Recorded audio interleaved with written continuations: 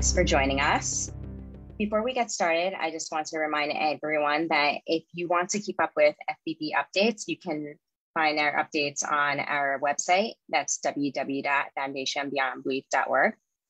And we include updates on programming, we include events from our volunteer teams, and we also have our impact numbers on there, which are periodically updated.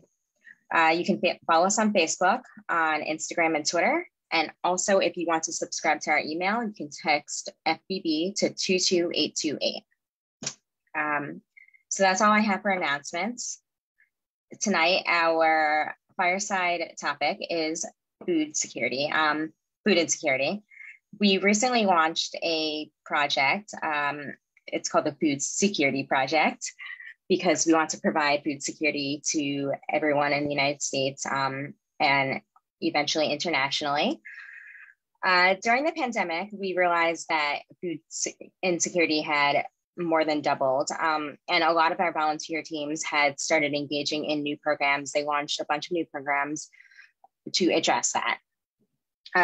What makes us different from other organizations that do the same type of work is that we really do focus on monthly grants. Through the new program, what we are doing is providing consistent funding to smaller organizations that don't necessarily have funding elsewhere. We're also supporting local teams. A lot of times people come from without and they don't necessarily know the community, but the teams that we support are local people and they understand the community. So because of that, we're focusing on community-led initiatives. We also would like to pivot towards more historically underserved communities. And in the future, we will be addressing long-term sustainability as well as immediate needs. So with that said, I'm just going to go ahead and introduce our structure for tonight. We're going through a panel discussion. We have 4 of our pilot teams here. We were supposed to have Phil's session from Austin Atheist Helping the Homeless, and Phil was unfortunately not able to make it tonight. However, we do have here Atheists United. We have from Atheists United, Tom Bresnahan, who has founded the food distribution program for Atheists United. From Austin Humanist Network, Virginia Miller. Sarah Ray from Atheist Community, Atheist Polk County, as well as Becca Ray. And we also have from Humanist Society of Greater Phoenix, Mars De La Torre, who is a volunteer coordinator, and also Luke Douglas, their executive director. So I'm just going to give each of our panelists some time to introduce themselves. And then afterwards, please hold your questions until our panel discussion. You are free to type them in the chat box afterwards. So I'm just gonna start with Phil because Phil couldn't be here tonight. Phil's session, he leads Austin Atheists Helping the Homeless, and Phil is also Foundation Beyond Belief's board member. Because he wasn't able to make it tonight, he has prepared a statement for us, which I'm going to read. Bill says, since September of 2009, Austin Atheists Helping the Homeless has been going out once a month to distribute food, toiletries, and hygiene supplies to those experiencing homelessness in and around the central Austin area.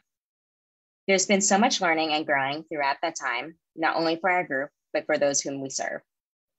Before the pandemic arrived, our primary location was underneath the I-35 bridge at 7th Street, serving between 150 to 250 people on average per month.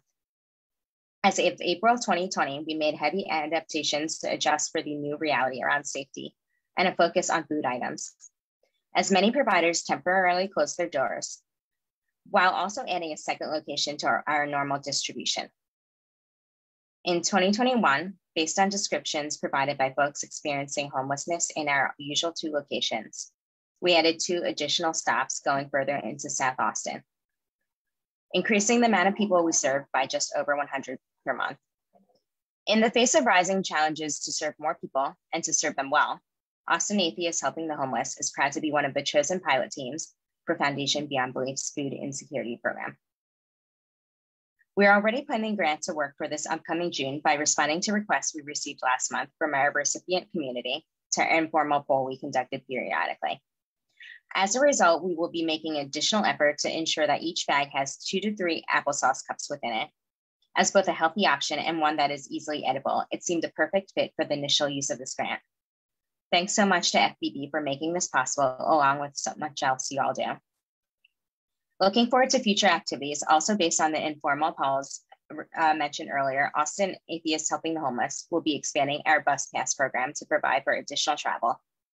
We consistently receive feedback not only from those experiencing homelessness, but also from various religious groups providing aid nearby, that our current program that provides 200-month-long bus passes every 3 months is one of the most sought after and lauded activities on the streets. With the help of community support, we plan to give additional passes during the 2-month period in between. For just $20, anyone can sponsor one person's travel for an entire month in the Austin area. That means the ability to go seek medical attention, to see a caseworker, to get to work and back, and to travel to other groups that provide assistance. To learn more about us and that program, you can visit www.atheist.help. So I'm just going to post that link into the chat box.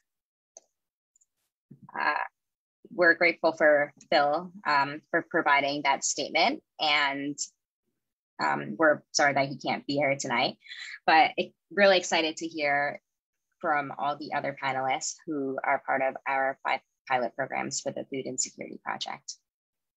Our first speaker tonight, or our first speakers, are Sarah Ray and Becca Ray. So I'm just gonna hand over the floor to them and allow them to go ahead and introduce themselves and their organization. Hello, I'm Sarah Ray. I'm a trans woman. She, her, please. This is my wife, Becca, who didn't realize she was speaking tonight. No, welcome. I wasn't even coming. I was just gonna, I just decided to pop in at the last minute. I've got another meeting at 8. So we helped co-found the atheist community of Polk County. Polk County is the 4th or 5th largest county in the state of Florida, depending on whether or not you count the water. So we cover a very, very large territory. I want to say there's like 18 cities in the county. Yeah. And so we're situated sort of between Orlando and Tampa, and there wasn't really a whole lot here in the wasteland between. So we created this organization to sort of get that going. I am I'm an endorsed humanist celebrant. I'm on the board of the Humanist Society.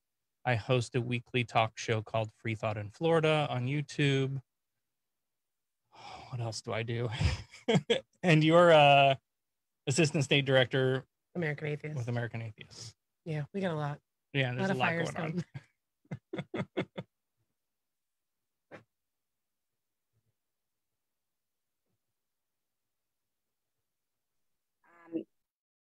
Thanks for joining us, Sarah and Becca.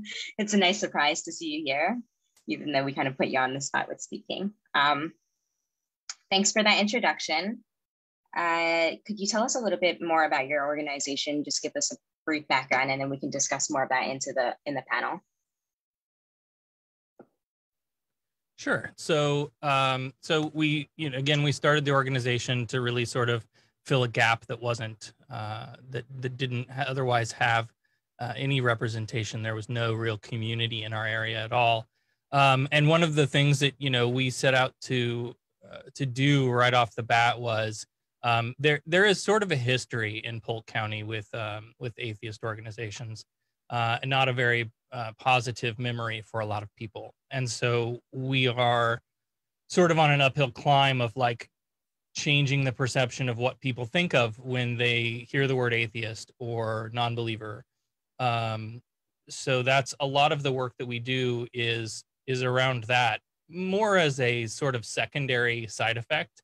The programs that we run are, really, I would say we're probably more humanist than atheist, right? Atheist tells you what we don't believe, but humanism tells you what I'm all about.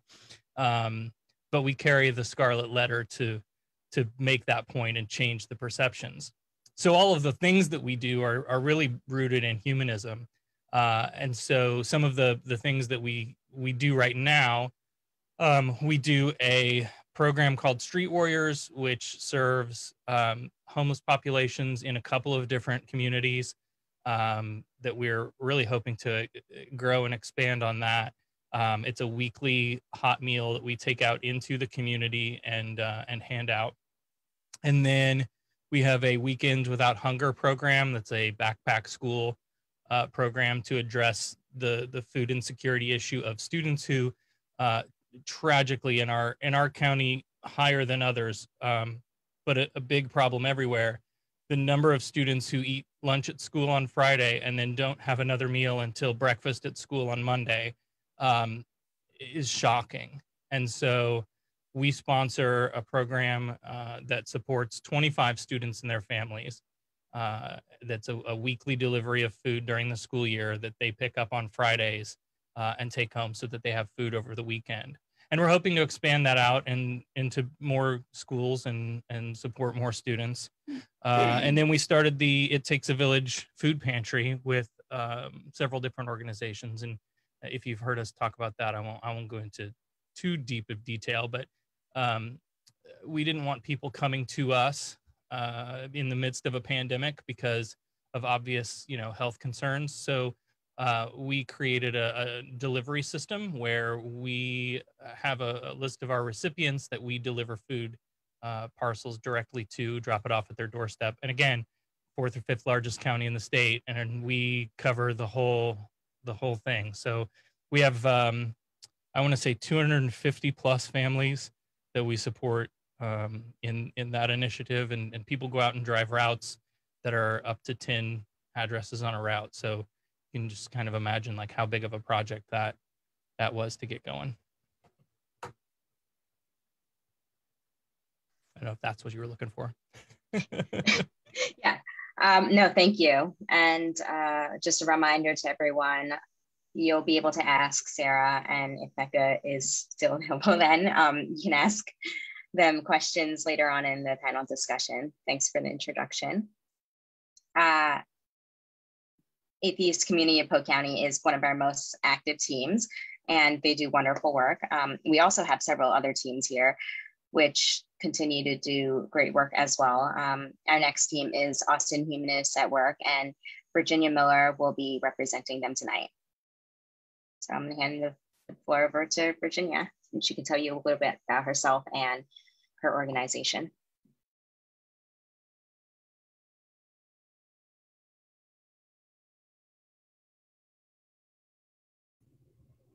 Okay.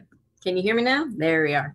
Hi, I'm Virginia Miller. Yes, I'm with Austin Humanists at Work. I'm the president of the board, and I've been with the organization since 2014.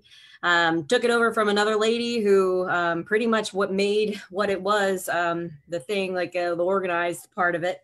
And so she gave me the organization, or at least I was in the room and the one that raised the hand and took it over. So, but since then, we became a nonprofit, 2017.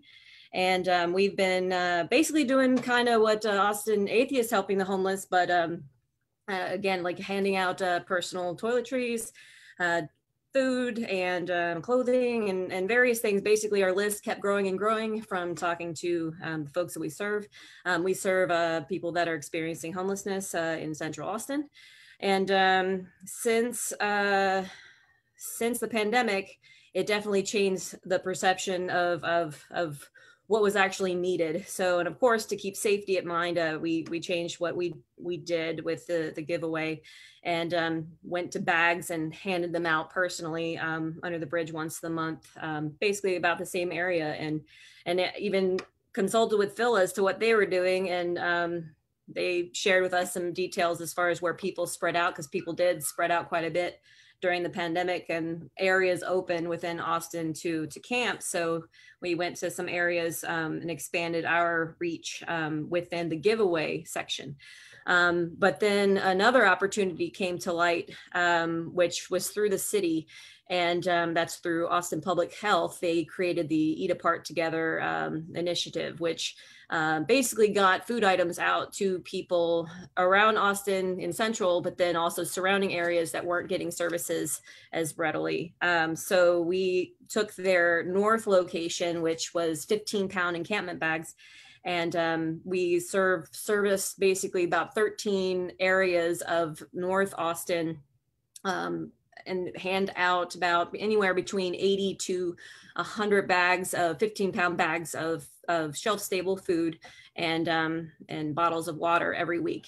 And then with that, we got to know people, and then have now expanded into outreach programs, which now we are providing actual services and helping to locate services to people experiencing homelessness, like getting IDs, which is impossible to do almost anything out there without an ID. And then with that, then we get them MAP, which is the medical access program here in Austin. And then we get them SNAP, which again, accessing more food. And then even into housing, we started working with other organizations in the area, and learning all that we can, even with learning how to get SSI, disability, Social Security disability insurance, and things like that. So we've expanded from handing things to people, to actually trying to get them off the street if they so wish. So that's basically what we do. Thank you so much, Virginia, for going into that. Our next speaker is Tom Bresnahan. Tom is a volunteer with Atheists United, who founded the food distribution program that started also with the pandemic. Tom, we'd love to hear more about yourself and Atheists United. Thank you. Excuse me. Well, after listening to the things that Sarah and Virginia are involved with and the history that they've put together, that helps put into context what we have done, which is 1 year of work that was a direct response to, the panic of the pandemic and all of the disruption and need that created. And so we have put together a program, which is a once a month food distribution where we hand out, we're running about 120 kits per month, which are, sizable, but we're looking at a lot of ways to expand. And so one of the things that I'm hearing from both Sarah and Virginia is listening. And this is something that in the last week or so, kind of hit me and when it did, I also realized that's something we should have started doing a long time ago. When we did start, it was all about the logistics. And now that in June will be 1 year for us that we have been doing a monthly distribution, and we're really beginning to think about ways to take it to the next level, because now we do have kind of the core program established, and we're still aware of the need that's all around our office, which is in Filipino Town in LA. So a historically underserved population and overlooked. So we see a lot of opportunities there. I am the chair of the program committee for the group, and the food is one of the most successful things that we have been doing. 2 years ago, we hired our first executive director, Evan, who has been a transformative presence for us. We had a relatively old organization, 40 years, but we had kind of fallen into a rut. And so our membership was kind of floating away. And So there are a number of things that we've started doing to refocus our identity, what we offer to the community.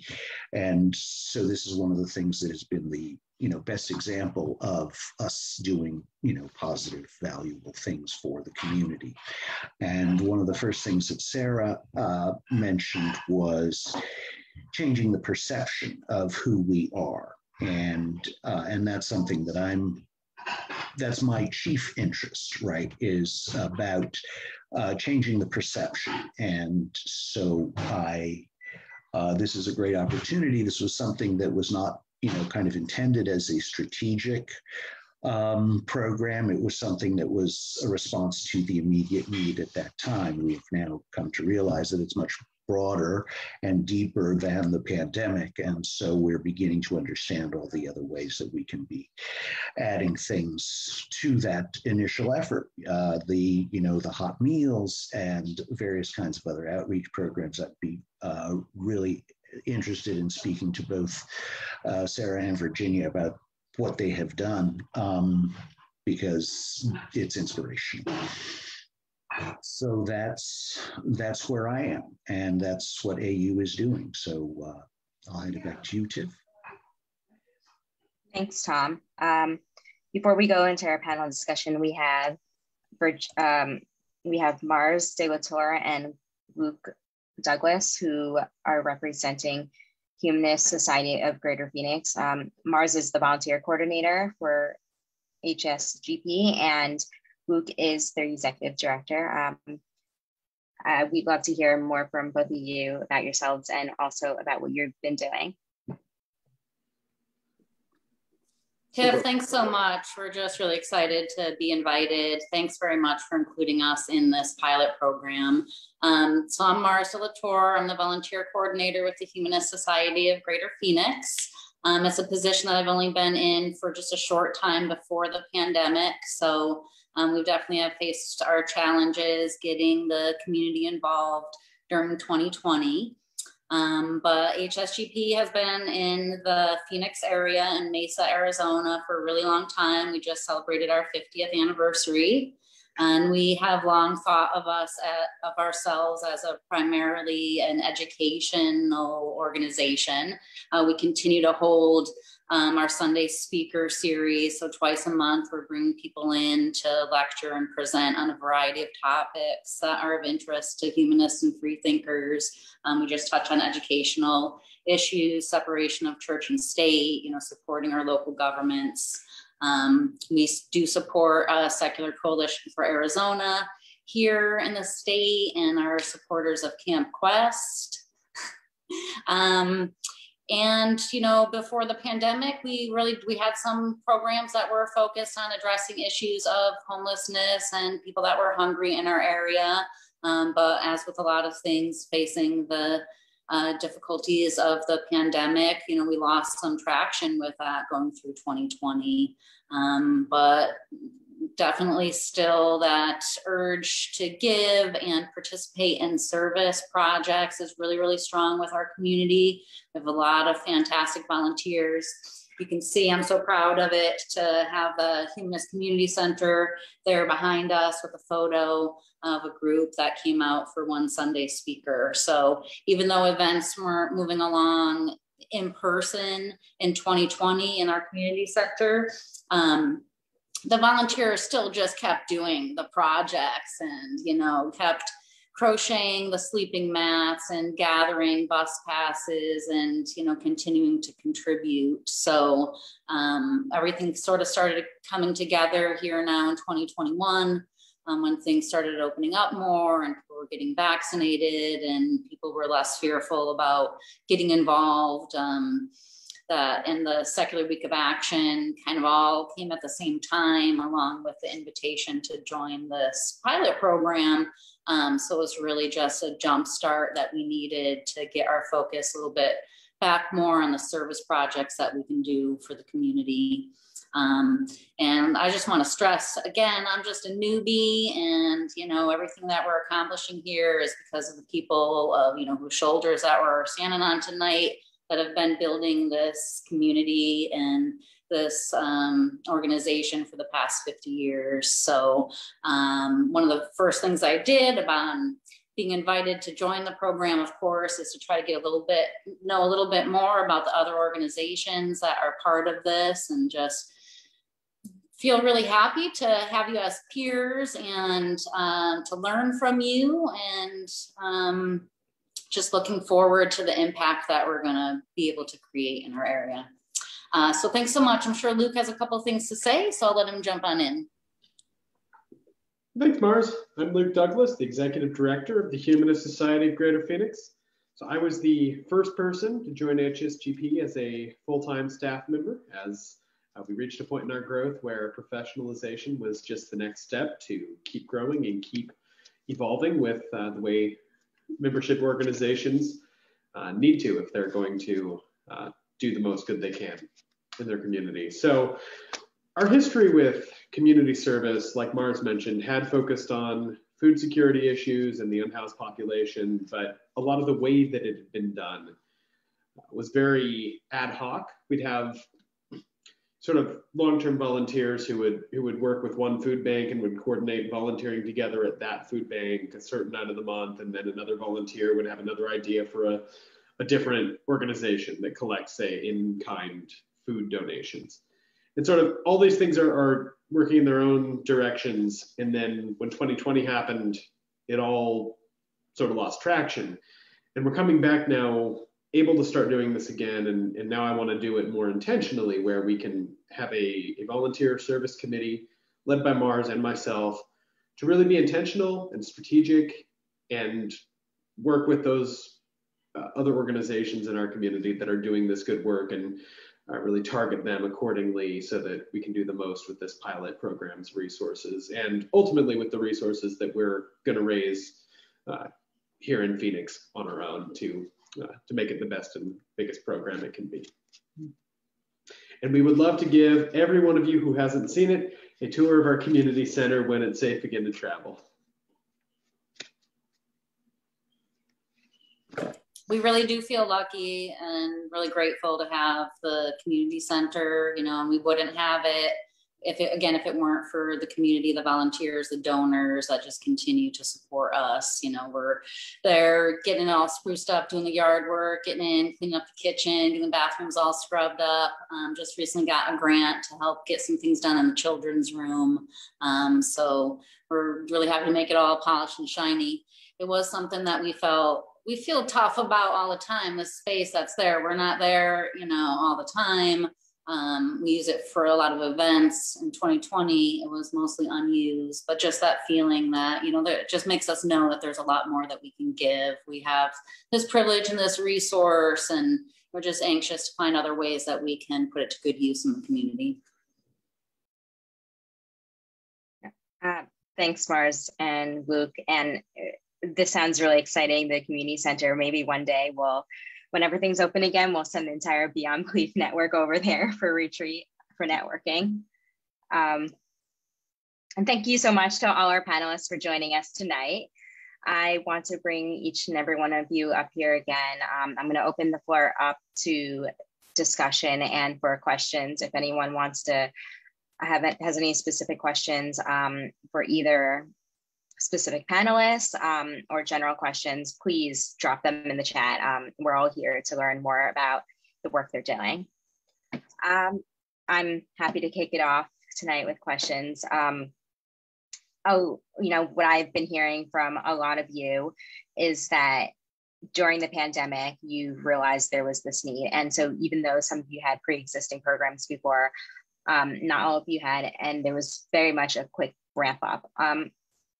For a lot of our Beyond Belief network teams, they're not really sure where to get started. They want to get started in service and food insecurity.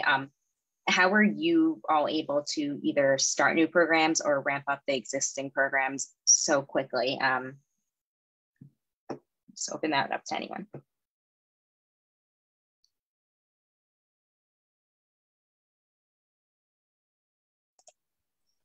I can mention just a little bit here about just again how we got things started. It's because of individual volunteers and just dedicated community members that have the drive to do it. And I think that's all that it takes, is just 1 or 2 people.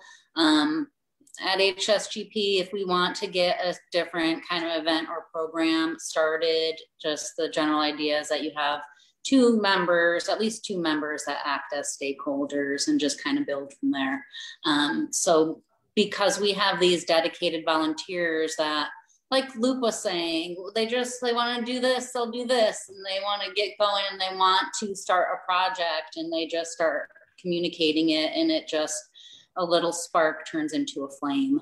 Not to pat myself on the back too much, but teams need volunteer coordinators. It's just an important role that you can look at adding to the organization, that it puts a lot of that work in the hands of one individual to just kind of stimulate the interest among the community. And I think once that takes hold, we just kind of go from there. At that point, I think ideas and energy become boundless, and it's just, the flames just start burning, and it's more of trying to keep it under control at that point. That's a very good point about finding a few people. I started this really just by making a couple of phone calls, and very fortunately ended up getting in touch with LA Regional Food Bank, which is a very large organization, part of the Feed America network. So that much was relatively easy. The difficult thing was the logistics of the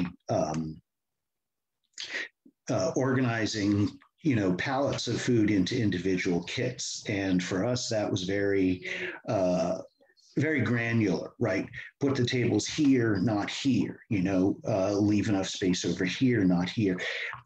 Very small details. And we were really lucky, I think, in establishing a tone where lots of people were able to contribute ideas. And now we have a call 2 weeks before the event every month, where we kind of decide, refinements, and with the right kind of framework, then the work becomes much easier, and it becomes a much more attractive proposition for people to keep coming back to. That's the other challenge that we haven't quite nailed down yet. We've been able to always get plenty of volunteers on the meetup page that we have, but not repeaters, right? So we'll always have people, 25% of whom, show up once, they're helpful, but then we never see them again. And then the other thing, which we're not good at, how were we able to, was the question. Well, something that was pretty good for a while, but we kind of hit a wall, is flyering, right?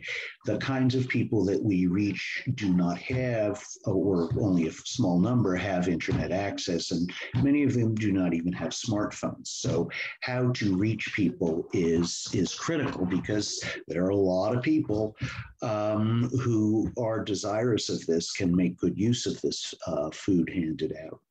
But don't get the word, or kind of, it doesn't click for them when they read the sign, right? So being able to do that better, to the extent we have been able to ramp up, we started doing about 40 or 50 kits, and in a year we've almost tripled that. So that's pretty good. But we realize that we're only scratching the need of scratching the surface of the need, and the better able we are to communicate, to make it sink in that this is a real event. What seems to have helped is word of mouth, right? And so one thing that we started to do was put up announcements multilingual. So we started out doing Spanish and English, and now we've added Tagalog, and or maybe are thinking about adding even more. That also gets back to the notion of listening, paying attention to what the people that you're trying to reach and serve respond to. That's something that we're have a lot of room for improvement in, but to the extent that we have been able to ramp up, it's by being able to listen to what the needs are. So that's my thought. I will say for our group, so we've been in existence for 3 years. So we are a baby group, and we don't have a big, like when we put up a call for volunteers, we have a core team of volunteers who come to everything, and that's it. We don't have big turnouts for a lot of our events. So we really sort of set out with the idea that, like, okay, if we're going to start a program, we have to be okay if it's just us. Like if it's just the directors in a room who are doing the thing, like, okay, but we're going to do the thing, right? And if nobody shows up, then that's okay. Obviously we're working to get people to show up, but so all of this, the food security programs that we launched really did launch with COVID. It was a lot of it was in response to what we were seeing, the problem that is always in existence, but that became, you know, much worse during the pandemic. What helped us ramp up so quickly, I think, is that none of this really, we went it alone. So if you look at like our 3 main programs, Street Warriors is a nonprofit organization that operates in Lakeland here in the county, by a couple of men of faith. And this is a program that you know was deeply personal to them and their life journey, and so they were doing this in Lakeland. And so we brought in Alec to our leadership team, and he has this passion for the homeless community. And so he shadowed with them for a while and sort of learned how they do it and built this relationship. And it eventually grew into, you know, like, let's just start our own chapters of this thing and essentially do what they do, but in some of the other communities. So that's sort of a partnership that we do. The Weekend Without Hunger backpack program is also a partnership with a faith-based organization. The It Takes a Village food pantry was put together with the Red Tent Initiative, the Unitarian Universalist Congregation, Planned Parenthood, Healthy Start. There's a whole bunch of organizations that all came together to make that food pantry thing happen. So a lot of it was just really coalition building and team making and not trying to do this alone. One of the things that I'm hearing in this is that sort of like, we're just all running around trying to, you know, triage, bandage the wounds, and that we're trying to get to a point where there is some intentionality and there is a plan and it's very organized. So I know this is on the list to get to. We're talking about like what we're doing with the money that Foundation Beyond Belief is helping to support us with. For us, we joined the Homeless Coalition of Polk County this month, which is a continuum of care administrative organization. So they really have the resources. They have all of the different organizations that do all of the different things together in this collective that we had not yet been a part of. And it just so happened that it's an annual $100 fee to become a member organization with that coalition. So now, like going forward, that gives us 3 seats at the table for all of the meetings that happen monthly, and 1 vote as an organization when decisions are being made by the Homeless Coalition of Polk County. So we're hoping that, like, one of the biggest challenges I think we had was we had those ideas. We had people that wanted to go do things and help people and make a difference. And so, like, we took the Lakeland idea and went to Winter Haven. And what we found in Winter Haven is that, I think in Alec's own words, like, there's 40 ways to get a hot meal in Winter Haven on any given day, but there's no housing, which is like the opposite problem that Lakeland has, where Lakeland actually has some better housing programs, but it's harder to find a place to eat. And of course, all of that filtered through the, you know, we want you to be able to go get a meal and not have to pray for it first. Or a place to sleep or whatever.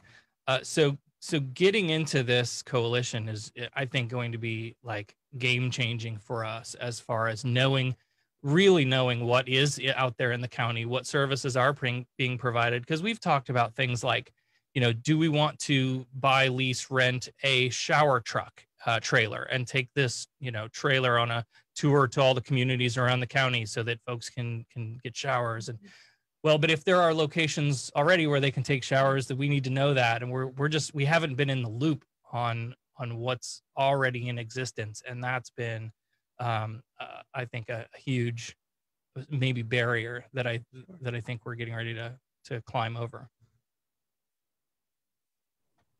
And I can speak to the same sentiment. It's basically, so when we started out way back when in 2014 with just toiletries, we would have, snack bars and, some food and little things.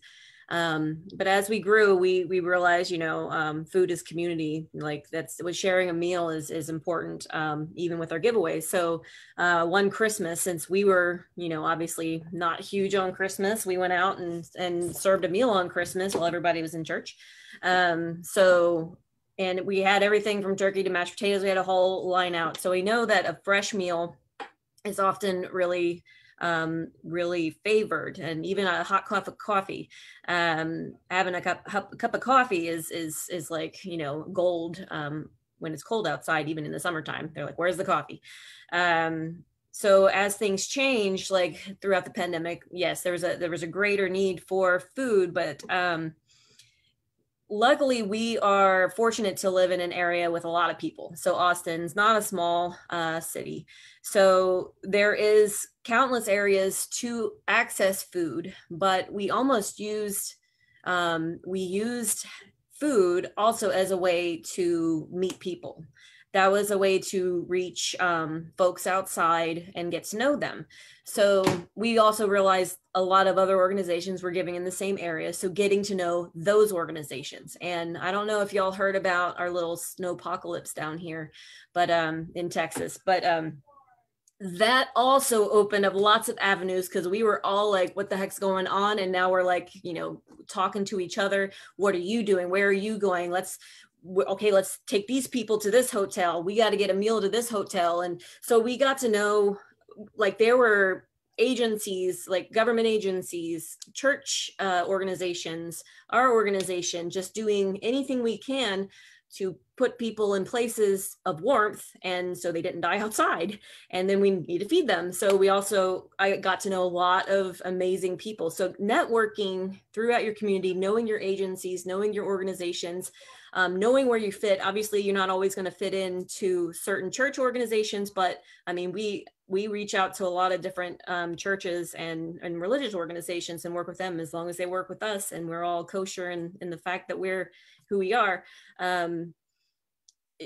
Definitely outreach within your organizations and your agencies, and knowing where everything is and how you would fit in. Because we also realize that our old method of doing things, with the toiletries and stuff, we're almost throwing things at people and not necessarily helping the overall thing of homelessness, or serving them in a way that would be most effective. So that's when the outreach portion, when we learned that throughout the pandemic, just throwing things at people definitely, wasn't benefiting them 100%. Finding out, and as far as the food security, knowing what kind of foods they wanted. You can give them a can of ravioli, but if they're alcoholics, say, they can't eat that ravioli because their stomach is super acidic and it tears a hole in their stomach.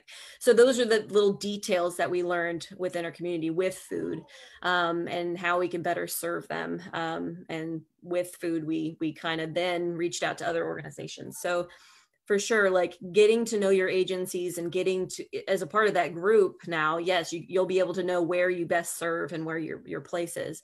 And yeah, definitely get to know who all is around you and doing the helping, and see where you fit in that story.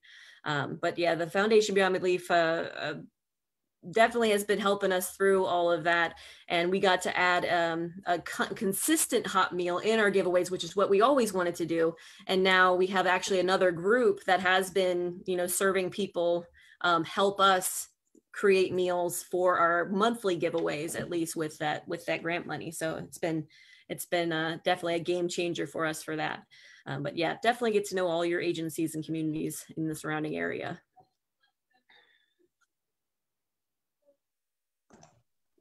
I agree that the general idea of intelligence and intelligence gathering, who's out there doing what and how is a real challenge over and over again. And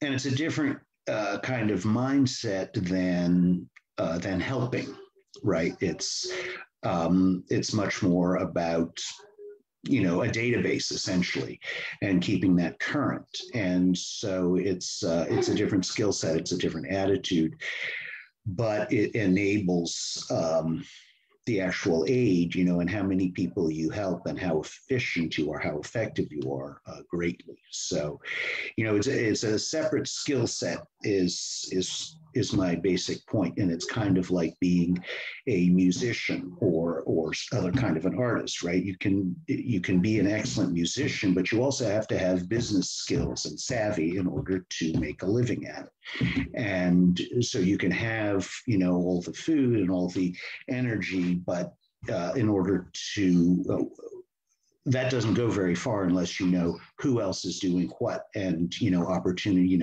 holes that you can fill in the need. So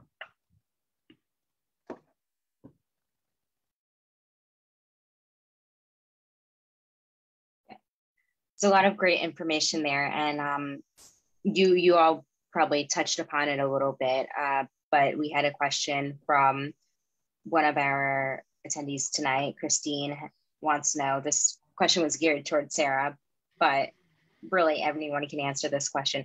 How do you build this list of food recipients? And I know you kind of touched upon partnerships and seeing the holes there, but how do you know exactly where to go and which groups are in the most need? Yeah. So so for us, I think, like, again, getting into this coalition is going to help with that and maybe change the way we look at it. For the different programs, right, for the Street Warriors program, it is once a week we're going out into the community with hot food. And so, that's public parks and that sort of thing, where folks know to find us eventually. Like they went out a few times and found some folks and hey, spread the word among your community. Let your people know, like, we'll be here every Saturday at 4:00 or whatever it is. And so, eventually that sort of spreads. The school program is largely coordinated by the school counselors, as far as, like, what students are in need. But we are so hands off on that. We selected a Title I school, so we know there's a need there, and then we drop the food off, and that's the end of our involvement, right? It's weekend groceries. Here you go, and you handle, who needs it, and handle all of that. The food pantry is another one of those coalition opportunities where one of our core group members, Kathy, with Planned Parenthood, that she was really the brainchild behind this thing. She called me one morning and said, "Hey, I've got this crazy idea. Can we do it?" And she, having worked with Planned Parenthood and Healthy Start, and has, sort of been in the social services world in the county for a couple of decades, has those connections. And so the people come to us for the food pantry program in two different ways. They either come through social workers, that social workers will refer to us and say, here's a list of my clients that, could really use grocery deliveries. And right now we're doing that delivery every other week. During the height of the pandemic, we were doing it weekly. And so that's one way. And then we also have, when we were really building out that database of recipients, we had an open form on our website. And the idea with it was like assume good intent. If you come to us and say, I'm hungry, I need food, you're hungry, you need food, you get food, right? One of the things that we found with food pantries in the area particularly, but I'm sure this is something that happens everywhere, is that for maybe grant purposes or whatever the restrictions are, you know, people are being limited to one parcel a month. And so when you come into the food pantry or come through the drive-through line, they want to see your driver's license and your social security card, and they track all of this stuff and how many times you come. I don't care. Are you hungry? Do you need food? Come get some damn food. Like all of these restrictions that the roadblocks that we put in the way of people to just get some freaking food that was going to be thrown away anyway. I don't care. Come get some food. And so that's just sort of been our approach to it. We don't ask for your tax records. We don't ask for your income or employment status or your citizenship. I don't need any of that. Tell me you're hungry. Here's some food.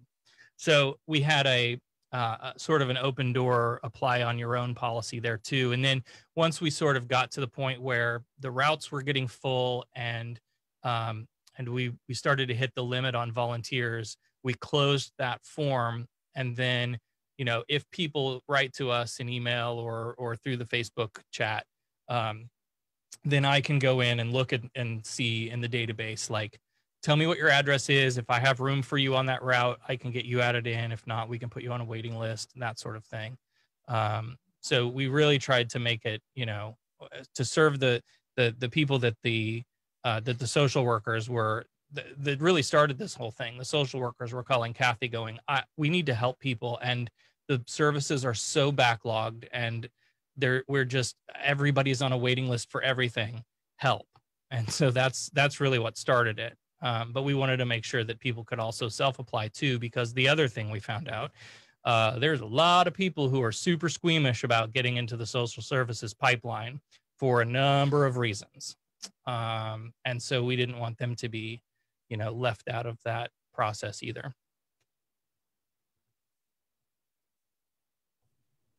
As far as us finding out where people were, we happened upon the Austin Public Health, and they basically said, this is your area, you know, you basically need to find people. So we found people through boots on the ground. We went out into various areas where we know people existed. And then as the area just kept growing and growing and growing, we got more volunteers via Facebook. We write blogs on our website. Word of mouth, I would say, is the biggest as far as I'm concerned. When we got to know other organizations, even the word of mouth through organizations. And so our name, you know, has gotten to area agencies like MHMR, Integral Care, and all these other places where they contact us. Hey, do you have any tents? Hey, do you have this? We need a resource for this. And so, you know, people will recommend us for that. So again, it's dire to find out who is in the area. A lot of the things we have done as an organization, I definitely have been crazy enough to do a lot of them. So you have to really have a passion for what you're doing, and you have to want to be out there and talk to people. It's the most beneficial to be one-on-one with someone that's living outside and getting to know them, and you find out a wealth of information. And I have found the most information through the people I serve than I have, you know, even talking to, you know, some other area agencies, because they are literally living. So yeah, getting to know your clientele is very beneficial as well. But yeah, boots on the ground is how I found a lot of people, and getting out there and talking with people is for sure how we got where we are. So. Mm-hmm.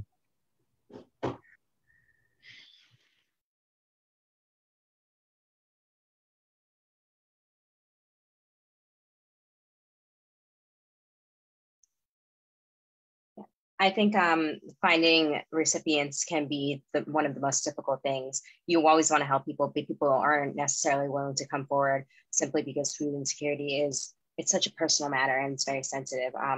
And Sarah, you mentioned having that revolving door where you don't ask any questions. That can be really helpful for a lot of communities, Latin American communities, for reasons of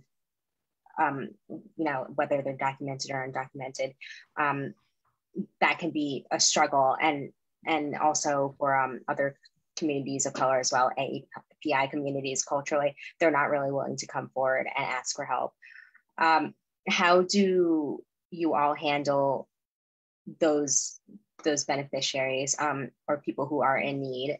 Even though a revolving door, no questions asked, is helpful, are there ways that you can better reach them?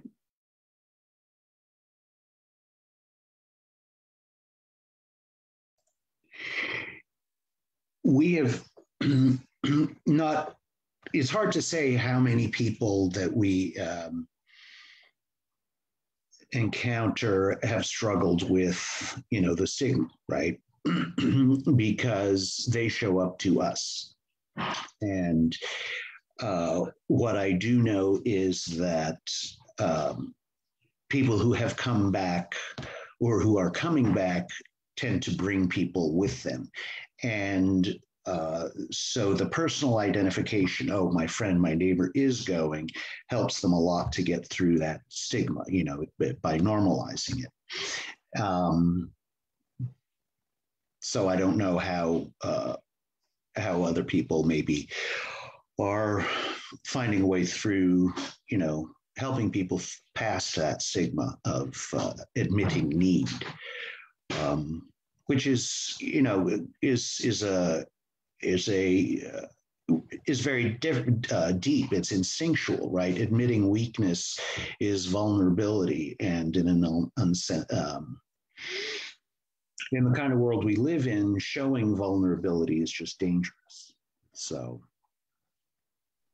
Yeah, and again, we had people that we were delivering food out to people's houses, and there's holes in the trailer wall from the exterior that you can see inside the house, and you're just dying to help these people in whatever way you can, but they're for many reasons terrified that you're going to notify a social service that's going to flag them for whatever the issue is. That's so restrictive that so many organizations or grant programs or whatever it is, government grant programs that place on being able to just help people.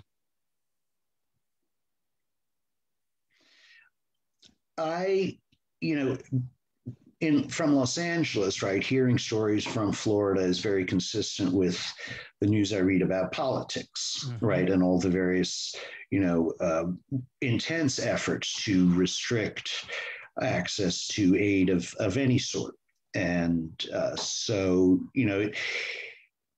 it's something that I know is out there in LA is not the principal issue, because there are a number of public, government agencies that are very generous, as well as some very successful and large NGO kind of operations like Feed America. So, but I think that, that issue of presenting the proposition properly, right? This is not because you are messed up. It's because you need this, and you should have it, right? And so it's a kind of a subtle shift in messaging, but it makes all the difference. That this is normal, and it's not because you're a bad person.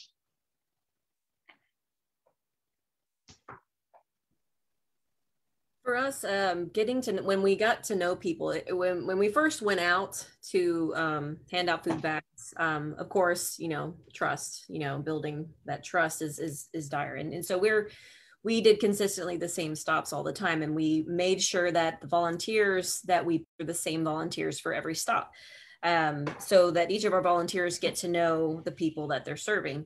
And I'm personally helping someone get off the street. I actually have someone living with me currently. It just kind of worked out that way. I don't recommend it for everybody. Just don't go pick up somebody and bring them to your house. But it just worked out that way, to which I'm helping her get some housing and to have a stable environment to be here. But that trust was built over the pandemic, and then didn't really start helping. It was a good 6 to 8 months that it took just for her to say, I need help with this. And so getting to know who you're actually helping is dire in order to, for them to actually want to get help from you. Sometimes I still have clients that I've been dealing with, or that we meet on a regular basis, that I'm still building that trust, because, again, to have the police called on you for various things, I accepting people exactly where they are. That some of them have had warrants or have been arrested and are felons, and I make and make it very poignant to all the volunteers that do at least the Eat Bag team, and our outreach team, that please accept people where they are and where they're at, and you'll build that trust faster. And again, never question, do you need food? Here you go. We had Eat Bags, and you can kind of tell that some of the people are just like kind of taking advantage of the fact that we had a ton of food bags, and they're like, cool, there's free food. And but still, we never question. Like I said, don't question it. You can't really tell who actually is in need by their dress, or because, you just can't tell. So yeah, that's definitely another key thing, is building that trust and no judgment, and accepting people where they're at. Definitely helps us get the food out there to them as well when they're hesitant.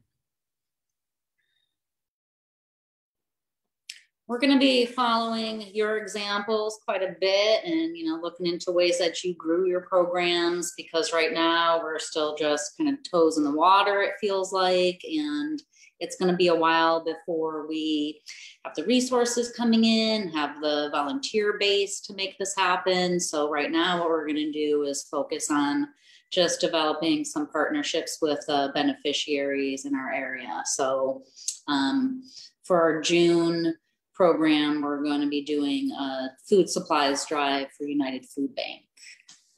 And, like I said, just kind of building the momentum once our community knows that this is something that we're going to be doing on an ongoing basis, and they're able to contribute however they are, that I think that that's going to, help us build to the next step.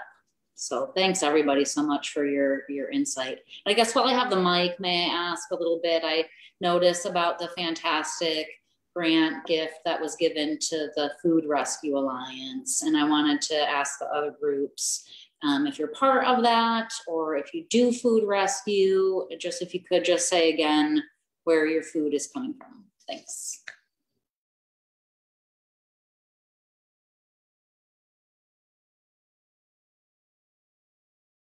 So our food is, we get the food for our food pantry. Everything in this area is owned by Feeding America. If you're a grocery store that has a donation program, Feeding Tampa Bay, Feeding America has that under contract.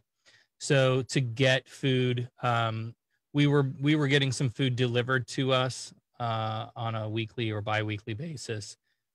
We tried to ramp that up to receiving food from local Walmart. They wanted us to pick up 3 times a week, which proved to be more than we had volunteers to be able to manage. But so the food pantry all comes from, one of the local grocery store, Walmart, that sort of thing. And then for the other programs, this is food that we purchase largely. Some of the food that we prep for like the hot food for the Street Warriors program comes from the food pantry. So there's some synergy there. But when we look at like, oh, we're giving, you know, weekend groceries to students experiencing food insecurity at one of our local schools, that's an order that's put through, you know, Aldi or wherever, that's, you know, picked up and then split and distributed and packed up and that sort of thing. So we get our food from various places. Like I said, the government, Austin Public Health had a Eat Apart Together initiative, and I know they worked with the area food pantry or Central Texas Food Bank for a bit as well. And I know we could probably also work with Central Texas Food Bank, but as of right now, we don't have a need, but may actually reach out to them. And then donations, lots. So Amazon, we get quite a bit of things through Amazon. We have an Amazon wish list that people buy and it ships directly to us. And then, yeah, with donations, monetary donations, to which then we buy in bulk at Costco. So we buy ourselves. Our hot meals come from basically casserole ladies. There's a local group around me that assists with food security in our own neighborhood, and I got to know them. To which then I got an in with the casserole ladies, and that's like the best in ever. So if you can find your local casserole ladies, that's like gold. And even Austin Mutual Aid, a mutual aid group too. We've accessed food through different mutual aid groups, which come together and buy items. And if you have a need, you say, hey, I need this, and they'll all come together as a community within Austin area and say, okay, come and get it. So yeah, tapping into where, you know, different groups are for sure. And yeah, donations and monetary donations definitely helps fill in those gaps when we need other things. So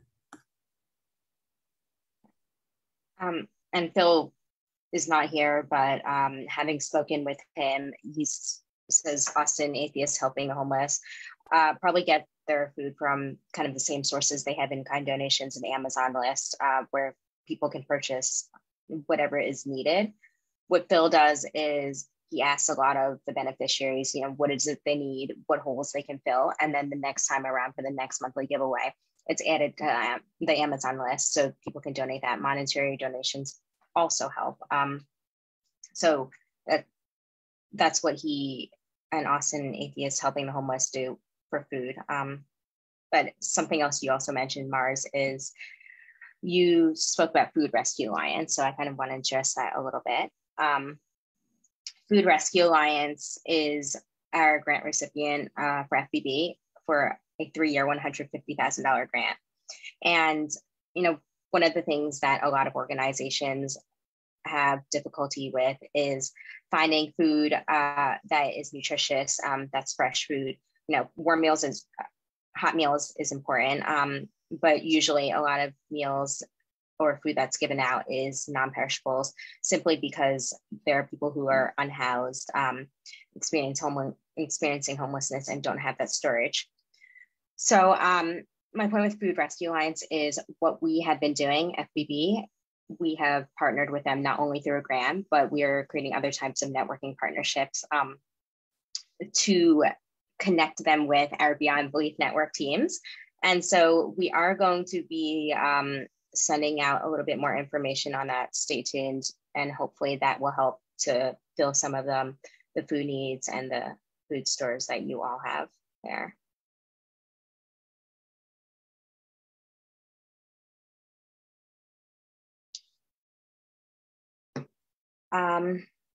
So I'm just going to go back to one of the questions that Jennifer had when we were speaking about underserved communities. And Jennifer wants to know if any of you partner with a community or partner with organizations that also look like the people that you might serve. You know, it's great to be able to be open and to have messaging that says we don't care, we're not judgmental, but also for a lot of beneficiaries, it helps when they see someone who looks like them helping out, serving food. They might feel a bit more comfortable there. So since you all have spoken about the importance of partnerships, are there any plans, or do you already partner with organizations led by underserved communities?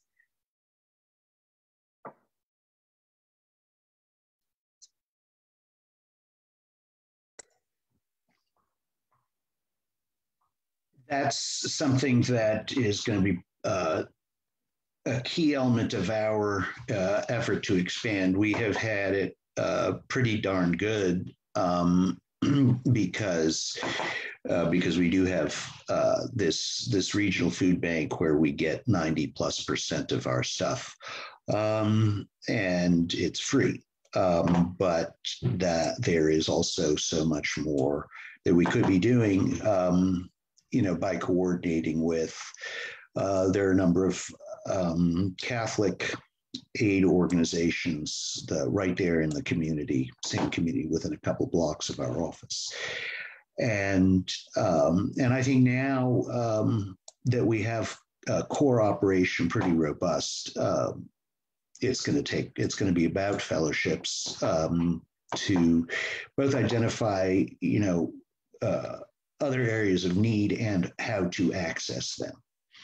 So those are, hopefully we'll be able to learn from people of, coalition partners as we reach out to other entities doing the same work.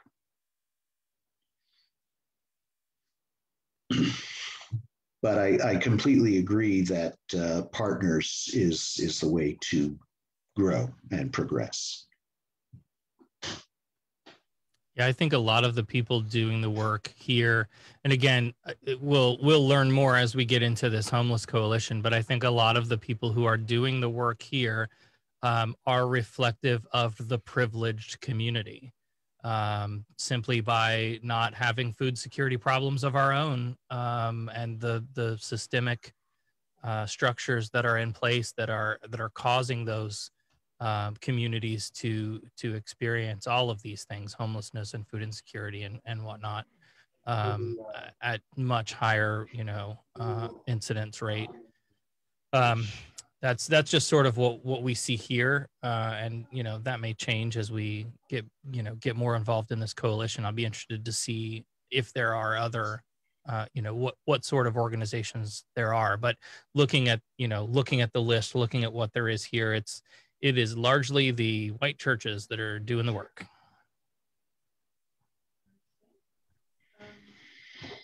I can speak to that, and yeah, definitely the people that we work with are of privilege. All the suburbia, because I live in suburbia, Austin. That's where the bulk of our volunteers have come from. I know we have worked with an organization called the Other Ones Foundation, and they actually have hired folks directly off the street to give them income for trash cleanup. And now they have a camp. I don't know if anybody's ever heard of it, but Abbott Camp, our lovely mayor, our lovely governor, opened up a camp way out in the outskirts of Austin for people experiencing homelessness. And TÜV ended up taking over the camp, and it's called Camp Esperanza now. And I'm pretty sure that people who live there and people who have been working with TÜV for years, who have been experiencing homelessness or currently are homeless themselves, work with TÜV. I worked with them on and off as a volunteer capacity for them.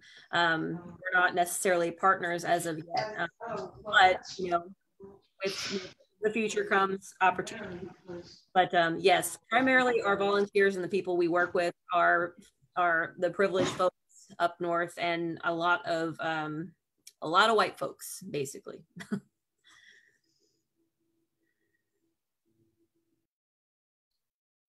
For the Human Society of Greater Phoenix, have you been experiencing sort of the same type of volunteers where they are members of the more privileged community, and have you sort of overcome that or address that?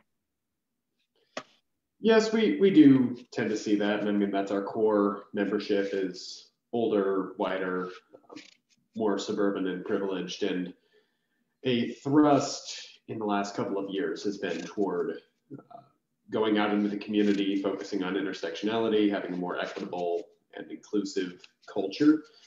And just when you go out into, I guess, culture war and activism issues, and you show up as an ally, people start showing up at your community center and say, wow, I never knew this was here.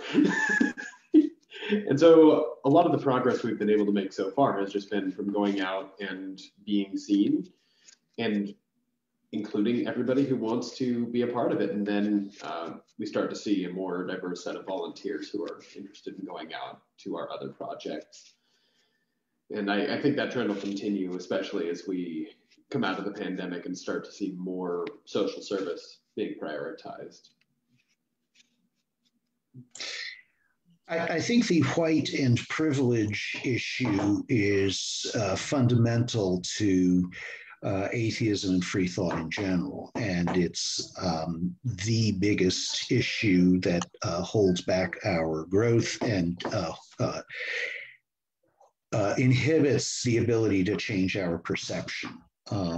And so that's on the image side, but then just on the practical side as well, the energy of people in the communities that are being served is limitless, or has a much greater capacity than people who are commuting in from, very comfortable situations and doing this out of the goodness of their heart. Rather than because it helps them and the people that they know. So that's my instinct about how to make our program go, is not by trying to recruit, and the people who do come, we have one guy who was coming from Laguna Niguel, which is over an hour and a half away. And he comes up in a Porsche, and he, could have lots of other things to do.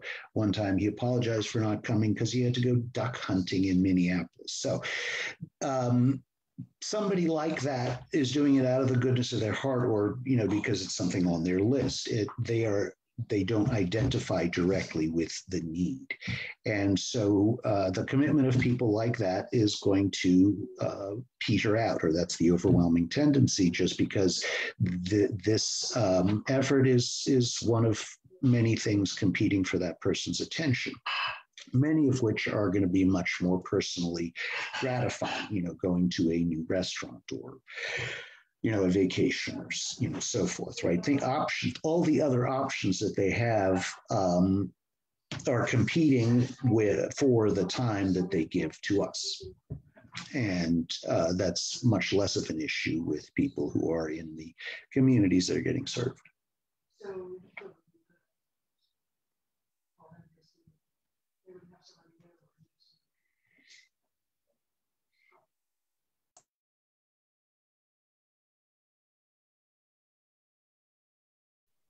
Something you mentioned, Tom, sort of at the beginning of that, was you spoke about how there's this issue with atheism being a little bit more white, secularism being a little bit more white, and that might affect the ability to go out there and work with beneficiaries. Now, for some communities, religion has been a huge part of their culture, and we might not necessarily agree with that. How do you overcome that? I know, Sarah, you work with faith organizations. How do the rest of the panelists here sort of navigate your own value system and the value system of the people you serve?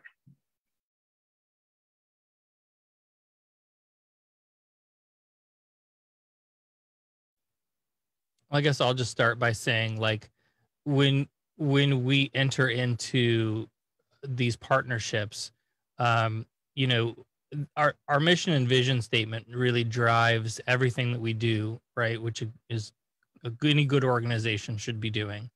And so, you know, part of our vision statement is it includes, you know, that we value equality and will defend equality in all its forms and oppose discrimination in all its forms. And so when we go to look for, you know, like, oh, here's a religious organization that, you know, we might be able to partner with, if they're one of these churches that, you know, runs a food pantry that requires you to pray before you get your food, or, you know, here, take a Bible or some literature or whatever, that's not really something that, you know, we want to be associated with. And so that's sort of our filter is like, we're here to help people, not proselytize. I'm not trying to convert people to atheism.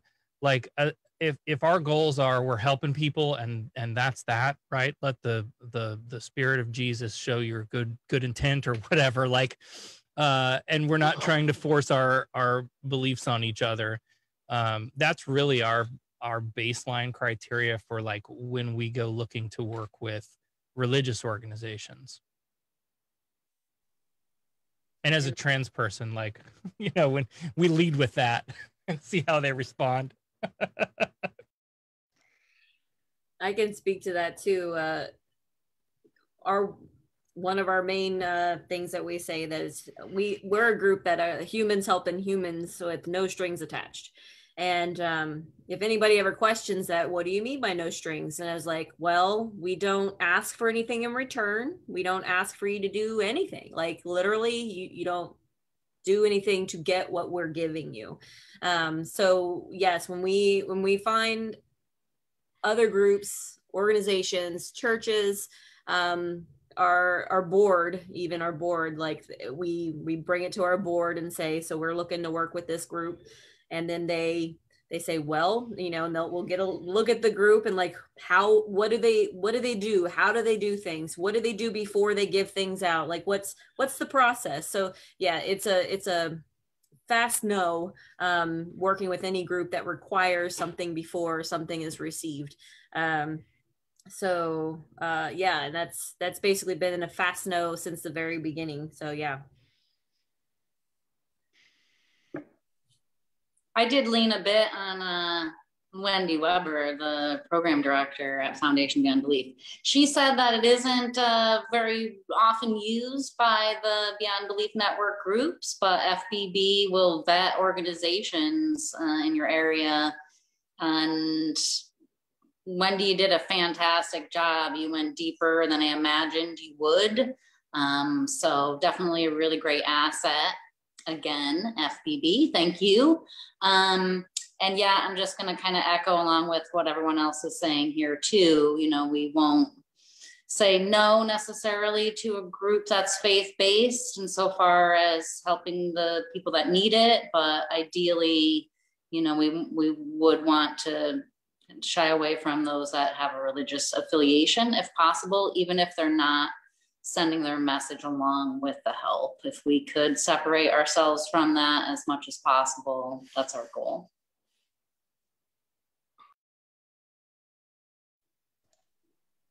And I just want to iterate. So I have a question for you about that. Are you not looking to work with other religious organizations, or you just basically making sure that what you're doing is you know, aligning with your values, basically? Right, more so just aligning with our values. So, you know, even in the service projects that we have done before, it was partnerships with other faith-based organizations, because we felt comfortable with the way that they were delivering the service and not delivering the message along with it. And those are partners that we value.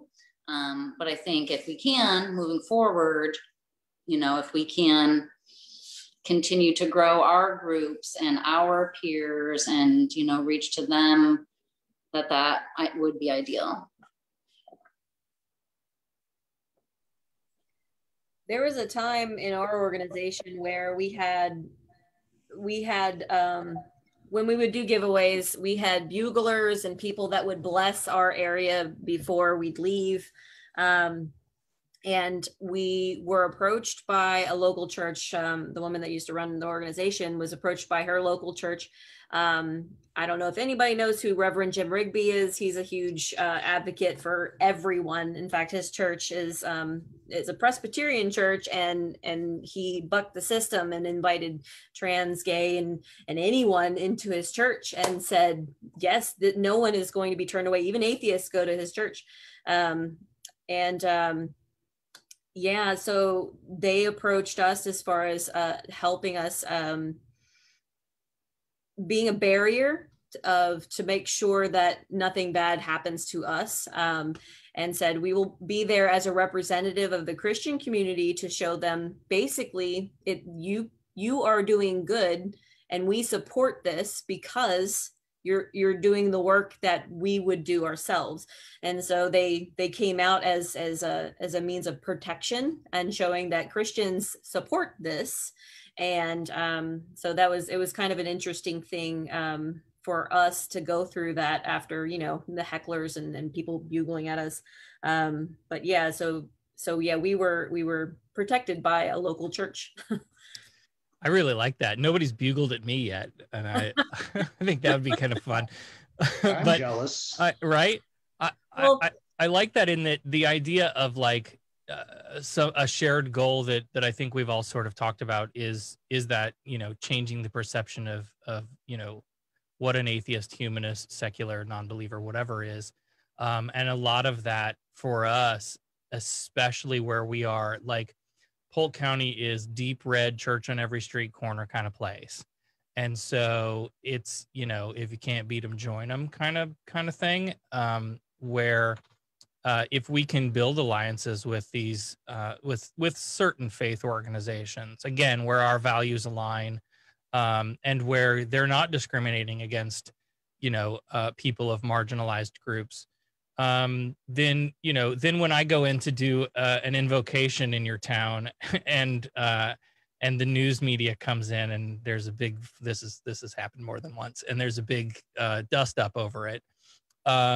You can't say like, oh, these evil atheists are coming in to try to blah blah blah whatever, right? Like, that we've gone out and made these, we've tried to go out and make these positive partnerships ahead of the church state stuff that we do, so that we can leverage those when those issues come up. Like, those are, I think, valuable relationships when it comes to, some of the other things that we do that are not necessarily service oriented.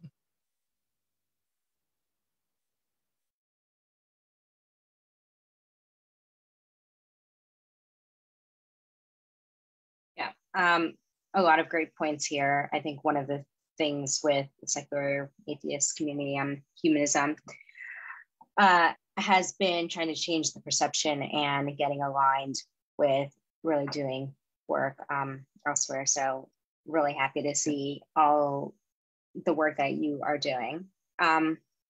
We are hitting an hour and a half. So mostly there's been a lot of questions for me. I want to open it up to anyone else who has last questions, give them some time to speak with the panelists. So anyone who has questions, just feel free to type them into the chat box. While we're waiting for that, can I ask a question of my co-panelists?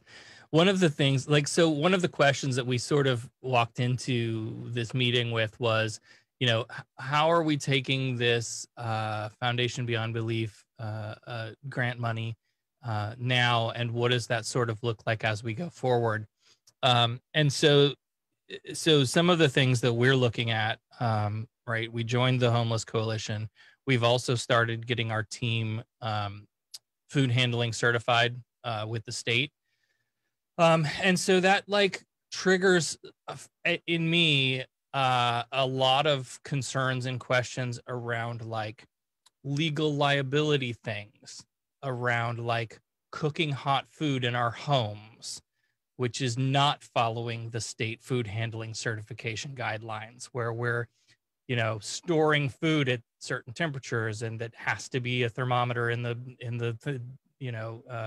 cooler at all times, and that you have to test the internal temperature of the food so many hours and like all of these restrictions that are required to serve food in an establishment.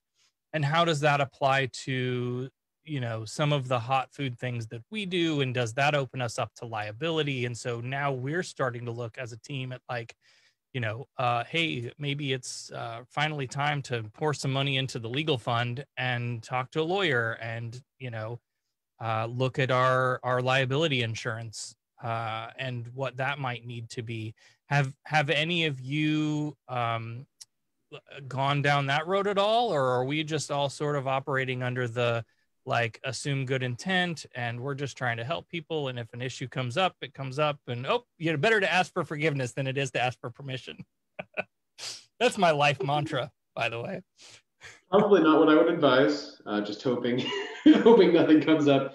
So I don't know how, I can't speak for any other states, but I mean, if you talk to whoever does lobbying or statewide political activism in your state, chances are they've talked to legal, they've talked to attorneys. They may have volunteer attorneys that they can refer you to. And if not that, then your national partner organization, should have a network of people who are licensed in different states can really go to that, because you do want the occasional call with an attorney to make sure that the way you're handling food is not going to get you sued.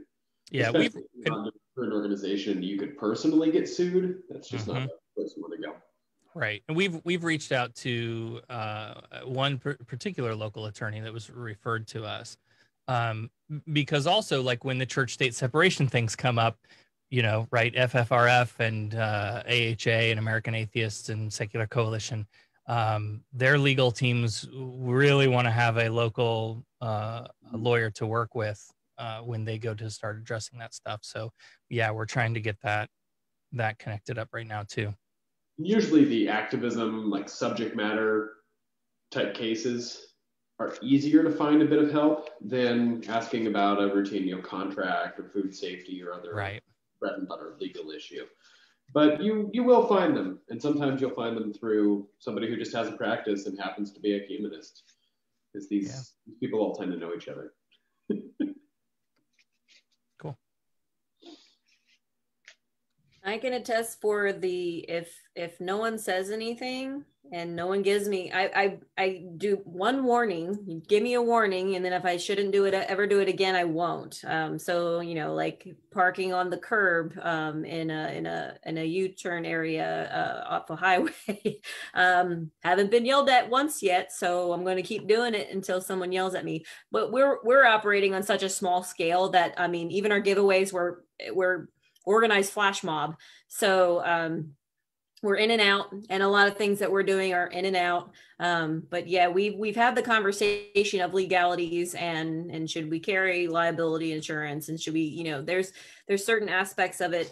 But a lot of times throughout the pandemic, we've also been dealing in just goods that are prepackaged, that are shelf stable. And that's kind of how we, as far as the food that we're giving out, get around the legalities, just to make sure that it's safe and it's coming from safe sources. As far as the hot food, again, that is the casserole ladies. So they do not have liability insurance. But then are you gonna really argue with a casserole lady, right? So yeah, if we have also made the step of anyone that's serving the food, can you please get your food handler's license at least, so that they are also going through proper food handling, at least while we're doing it. And I know we're not following, I've been in food service for many years, so we're not doing it definitely by the book, but we're doing it as safe as we can with as much rules and thought put into it as possible. Yeah, somebody just said in the chat, a Serve Safe certification is easier to get. That's what our team has been doing right now, is the Serve Safe state level certification. And again, like halfway through that e-learning, they go, big bold letters, "Do not cook food at your house." Like, oh, well, that's what we do. But to your point, Virginia, a thing that I connected with there, our hot food program is very much Like, we're not setting up tables in the park and like dipping out food from, you know, warmer trays. Like, it's made at our homes and prepackaged and bagged up, and we just go out into the local park and quickly hand them out. Here, are you hungry? Have a bag of food here, and we're gone. So yeah. I always recommend organized flash mobs. That's the best. I'm going to start calling it that. I love it.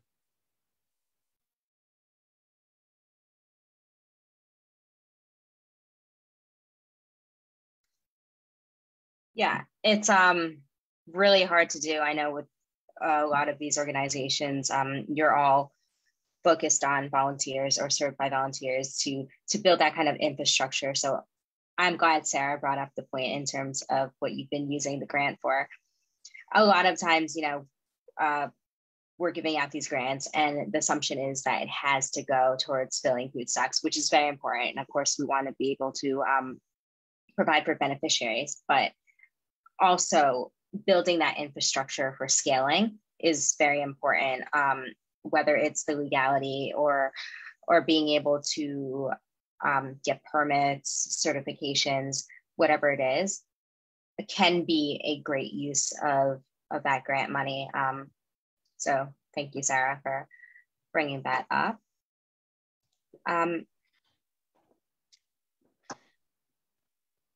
Let me just say that, yes, infrastructure is how we've been able to use the money, because we've been fortunate enough we don't have to pay for the food itself. So we've been buying, this month we bought signs, hard plastic signs that we can stand out on the street corner with, to advertise it, and various other kind of banner things. We plan to be buying more tables and more pop-ups.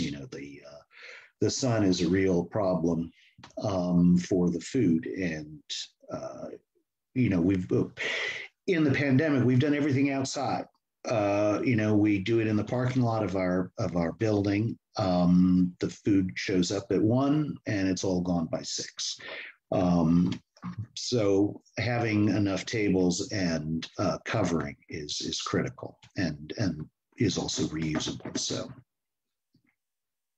that's another thing that you mentioned there that I'll pull a thread from, like thinking future state. Again, we would love to have a community center that has a certified kitchen in it, that, right, with triple basin sinks and sanitization and all of the things that, a proper licensed kitchen has, that we can do all of this food prep in and be, for sure on the up and up, that there are no questions that we're following all of the regulations and being licensed from the state and all of those things.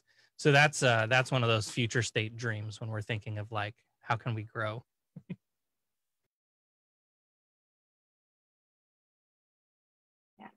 And something else, that comes to mind for the use of this is, we spoke previously about non-perishable foods being easier just to give away. Unfortunately, it's not always the most nutritious food. And FBB got a question about that, an email asking, why can't we provide more nutritious food to some of the beneficiaries? So I feel like one of the great uses would be food storage, freezers, being able to rent one of that, so that you are able to store food that is not necessarily more perishable foods and that are more nutritious as well.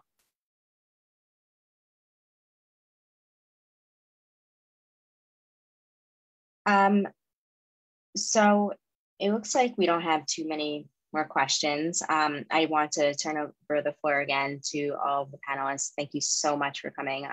Any last thoughts?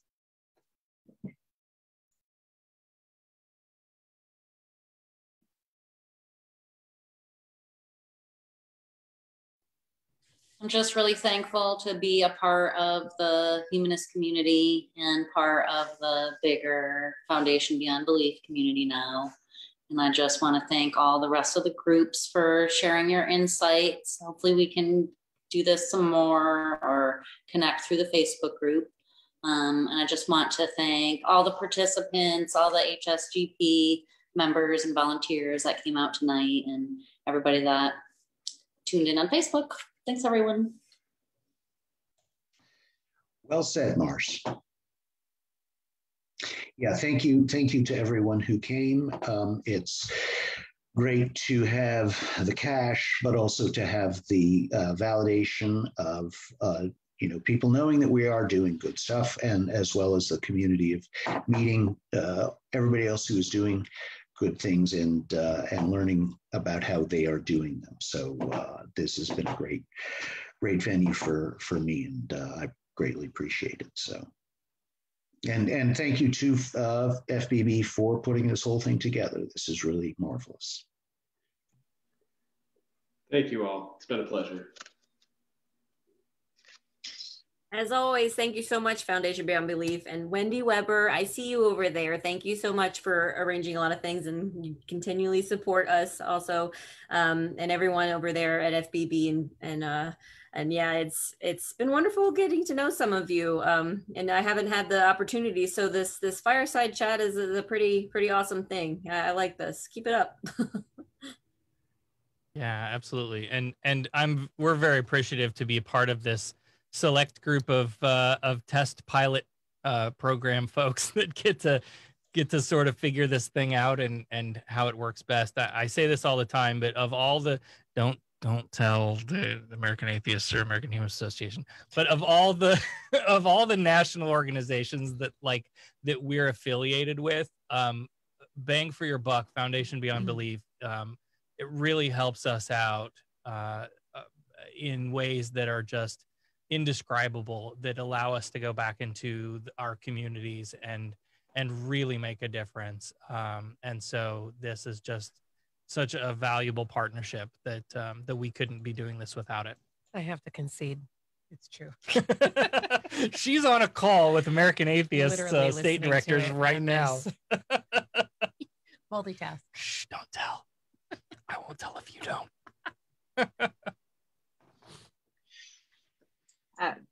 Well, thank you so much, everyone, for attending, and all the panelists for coming out tonight and spending your Wednesday night just talking to us about the work that we do. I'm really grateful for that as well. FBB will be trying to expand the services that we provide to the Beyond Belief Network, not only through monthly grants, but also through other means, and hopefully expand this program beyond these 5 pilot teams right here, these wonderful pilot teams who are filling such a great need. So if anyone wants to support these teams, you can text FBB to 44321. Any little bit helps. It really goes a long way.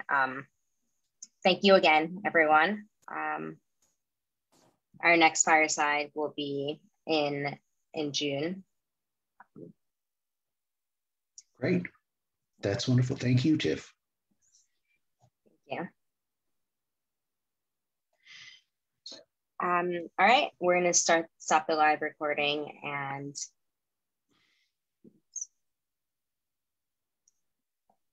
thanks so much, everyone. Enjoy your night. Thank you. Okay, same to you. Thanks, everybody.